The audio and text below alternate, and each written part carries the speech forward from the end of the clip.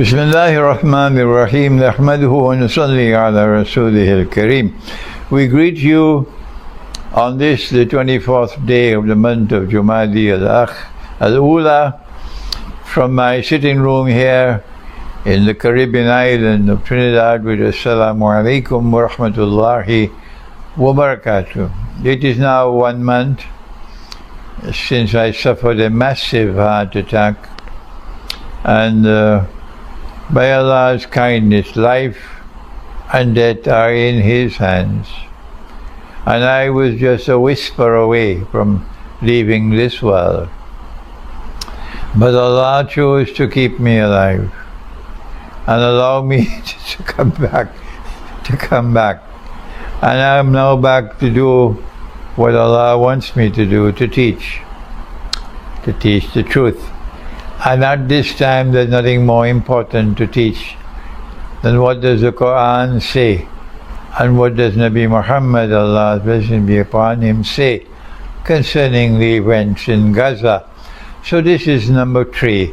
This is Gaza 3 on this, the 24th day of Jumadi al-Ula. And we only have 3 months left for blessed Ramadan. Now then, our hearts, I'm receiving emails from around the world, and people they're crying, their hearts are bleeding. What can we do for our brothers and sisters in Gaza?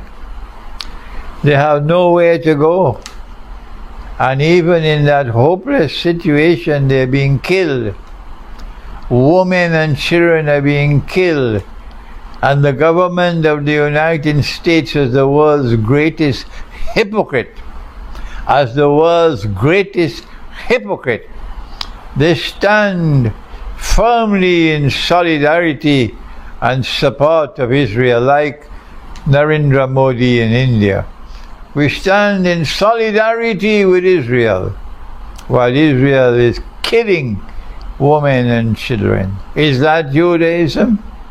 Is that what the Jewish religion has taught you? And so now there are tears around the world. There's heartache around the world.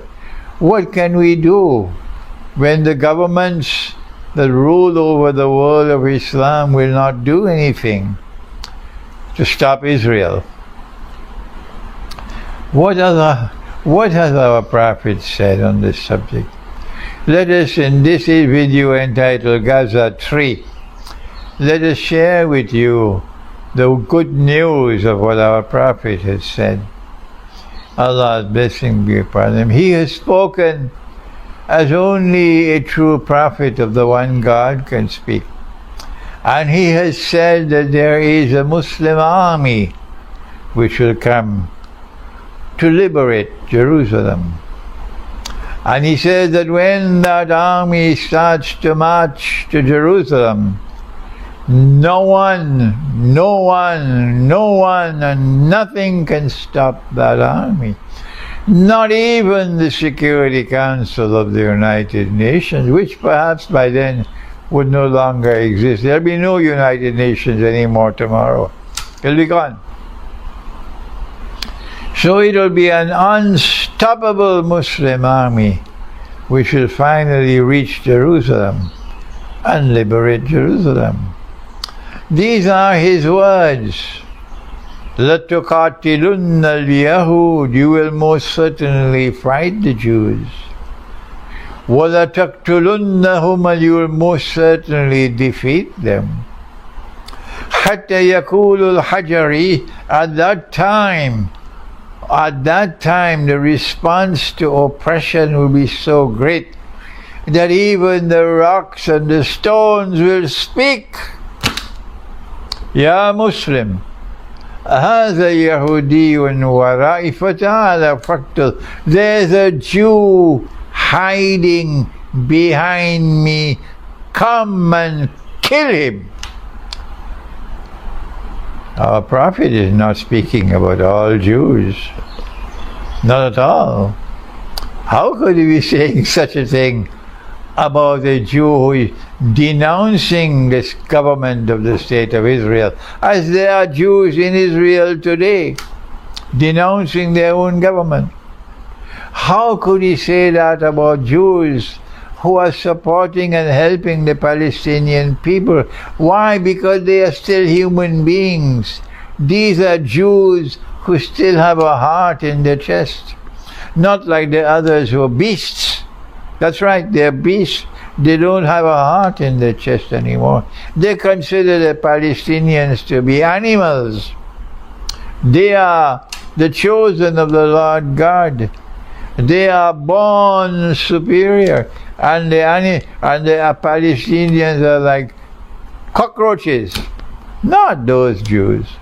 There are Jews in Israel today and Jews outside of Israel who are championing the cause of the Palestinian people, that they are being oppressed, and they are denouncing Israeli oppression. So Allah's messenger, the Prophet Muhammad, Allah's blessing be upon him, could not be speaking about all Jews. When he said the rocks and the stones will speak and say, there's a Jew hiding behind me, come and kill him.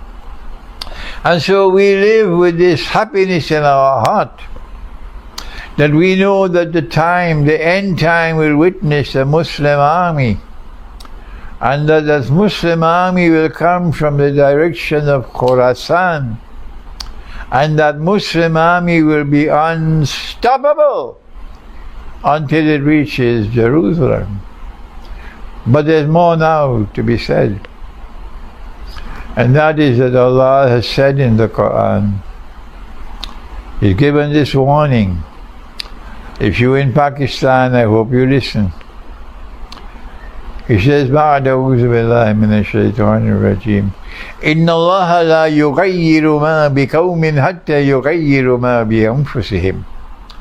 That no matter how hopeless your situation might be, no matter how much you are suffering, Allah, the one God, will not intervene to change your condition until you take the initiative using Allah's guidance to change your own condition. Only then will Allah intervene to help you.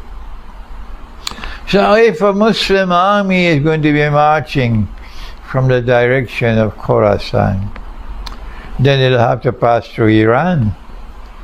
Or we already have in Iran a government which is steadfast in standing up against Israel.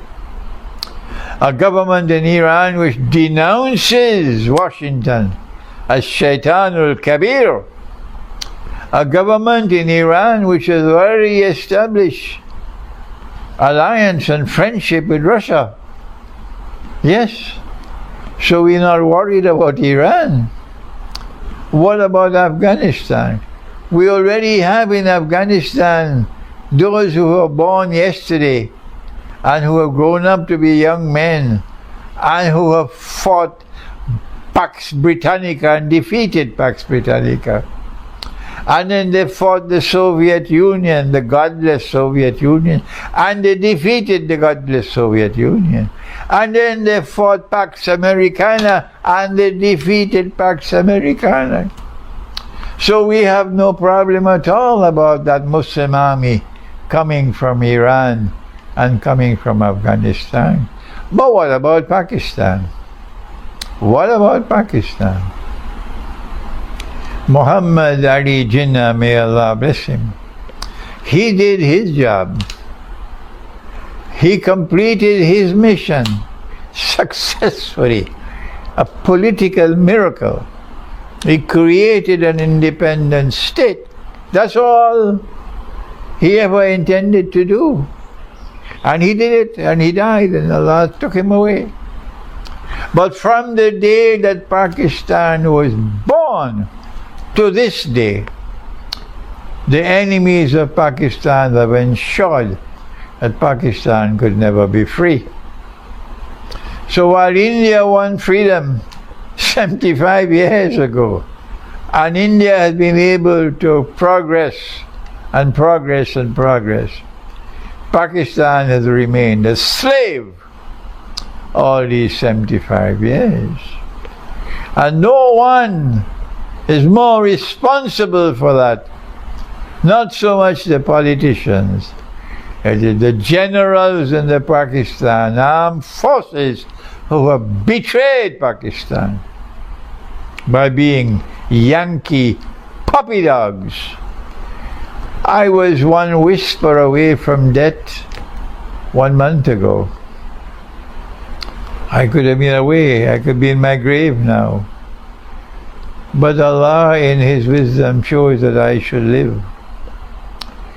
So I'm back here so that my words may be like thunder, so that the Pakistani people would know that Allah is not going to send that army that will liberate Jerusalem and stop the slaughter and the genocide in Gaza. He is not going to send that army until Pakistan also, like Afghanistan and like Iran, are in the right place of being a free people. Because that army is not going to be stoppable by the Security Council of the United Nations. No. That army will not fight according to international law. No. The army which is going to come from Khorasan, which will liberate Jerusalem, it will be an army which will be fighting under Allah's law. And the Pakistan armed forces have never fought under Allah's law. So it is time for the people of Pakistan to wake up and recognize that you cannot stop the slaughter in Gaza until you can liberate Pakistan and recover freedom in Pakistan from those who are Yankee puppy dogs. And may Allah make that day come while I'm still alive, so I can return to Pakistan myself on that day. Until then, I have to remain outside of Pakistan. And my words will have to be like thunder until that day when Pakistan is free and liberated, and then I can come back to Pakistan. Thank you. Wassalamu alaikum wa rahmatullahi wa barakatuh.